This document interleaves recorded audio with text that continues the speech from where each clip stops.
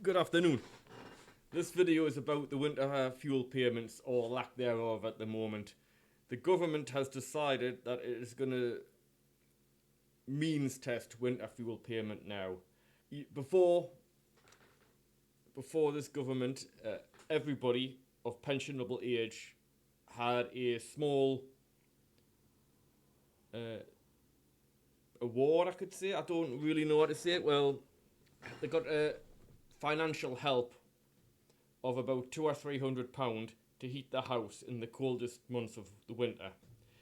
In the wisdom of the government at the moment, they have decided, rather than just blanketly giving this financial help to everybody who is over pensionable age, which stands at 66 at the moment,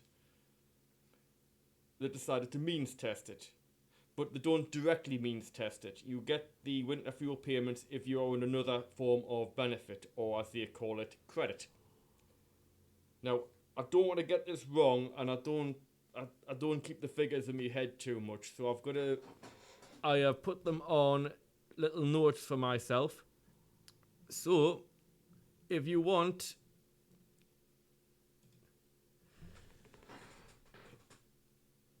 to be eligible for winter fuel payments, and I'm going to put the sign on here now, you have to be born before the 23rd of September 1958, so you're going to be at least 65, the tail end of 65, and you must be on pension credit, universal credit, income related employment support, ESA, yeah, all that lot. What's interesting is, when I looked at that, I looked at all of these benefits, and all of them, apart from pension credit, and I believe there was a couple of others, working tax credit, I believe, and child tax credit, you're not eligible for any of these after the age of 66. This is a bit of a caveat, as in, if you're 65 but you're going to be 66, like I think before the 23rd of September, or after this year, that is, then you can start applying. But it's safe to say that we should concentrate most on the pension credits. Now, I'll say at the beginning of this video, if you're claiming your pension and you haven't checked to see if you are eligible for pension credits, get yourself down there now. Essentially, if you have about I think it's £218 a week, if you live by yourself, when you apply for pension credit, your income is calculated, you have a partner, your income is calculated together. Basically, yeah, it's the entire income of the household, and I believe it is the gross income, not the net income, which means it's how much money comes in, not how much money you've got after you've paid all your bills, essentially. But weekly income of £218.15p.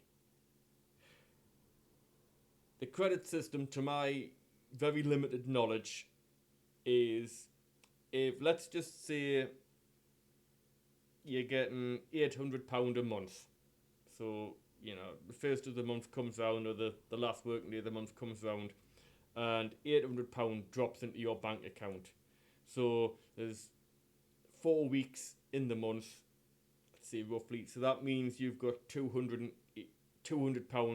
a week to live off, and you're living by yourself, so that would mean that pension credits would give you £18.50 a week. So whatever £18.50 is times by 4. I'm not gonna subject you to me going for 5 minutes, but that's more or less how I understand it to work. Now, on top of this, when the winter months roll around, which is like November, December, January, you will get a one-time payment of between £200 and £300 to help you pay for the heating of your house. And that's how it stands at the moment. Now, let's look at a few things first. Is this a good idea or a bad idea? I'll reiterate again though, a lot of people who can claim pension credits don't claim pension credits. And you should get yourself over to the Gov site. I'm going to put a link down below, And essentially, if you're earning less than £218, you should be looking into claiming pension credits. And it's not just the winter fuel payments you'll get, I think you get help with your council tax as well. All of this.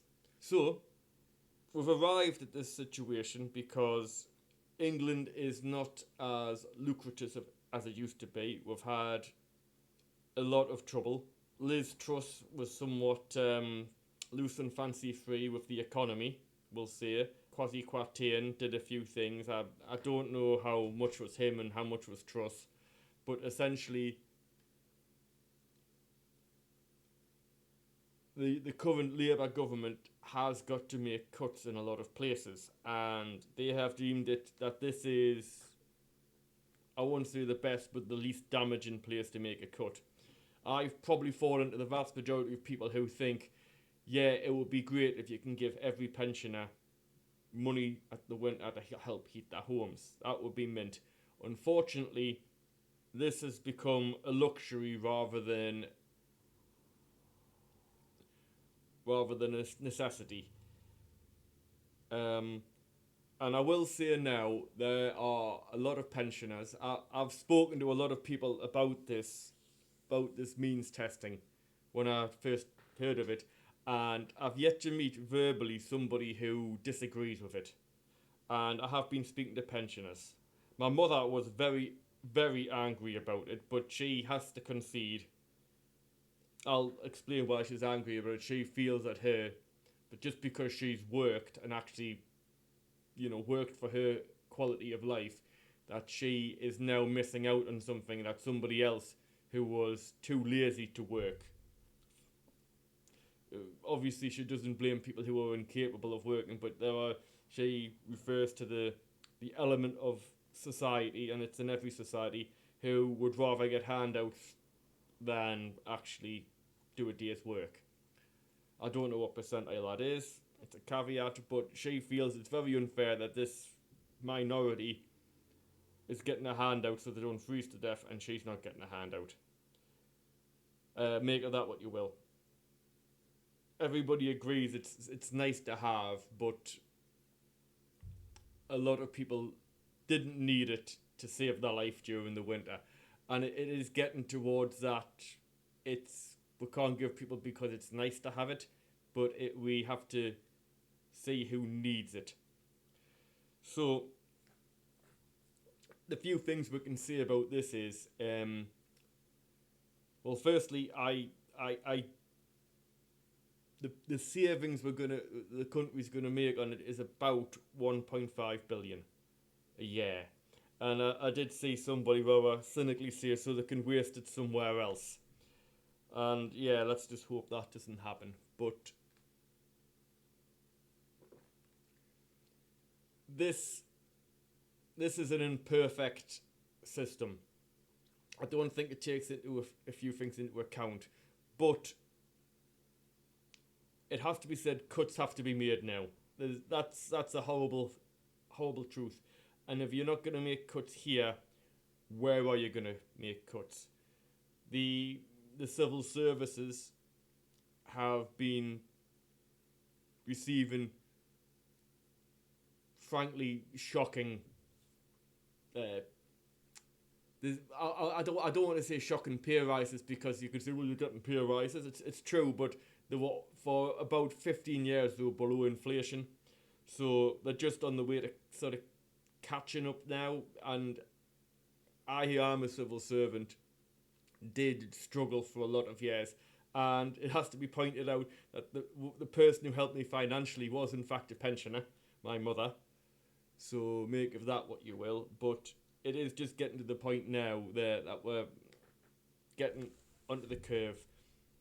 The doctors and the nurses obviously have got a substantial pay increase now after years of protesting for it. I won't speak to what they deserve or need, that's another video. I mean, to be bluntly honest, I think nurses should get footballer wages, but we'll have to factor in reality. But I am glad for them that they are making some headway in getting some money.